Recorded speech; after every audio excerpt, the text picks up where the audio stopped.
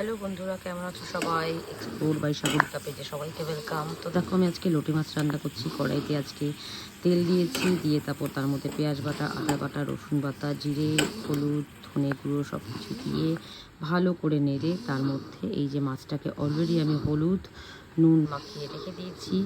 এবার এই নুন হলুদ মাখানো যে মাছটা দেখতে পাচ্ছ, এটা রাখার ফলে কী হয়েছে, কিছুটা জল বেরিয়েছে, সেটাকে ঝেড়ে দিয়েছি। তারপর দেখো, কড়াইতে একটু টমেটোও দিয়ে দিয়েছি, তার সাথে দিয়েছি কাঁচা লঙ্কা এবং ওটাকে কষাচ্ছিলাম যতক্ষণ অবধি তেলটা বেরিয়ে যাচ্ছিলো। দেখো, এবার তেলটা ঠিক অনেকটা বেরিয়ে গেছে। তেলটা যখন বেরিয়ে যাচ্ছিলো, ওটাকে ভালো ভালো করে নাড়তে হবে যাতে কোনোরকমভাবে তলায় আটকে না যায়। তো ভালো করে নেড়ে নেড়ে যতক্ষণ মানে পারবে ওটাকে নাড়বে। এবার যে নুন হলুদ মাখিয়ে রাখা জল ঝরানো যে লোটে মাছটা, সেই লোটে মাছটাকে কড়াইয়ের মধ্যে আস্তে আস্তে করে দিয়ে দিতে হবে। লোটে মাছ এমনিতেই নরম হয়, তোমরা জানো।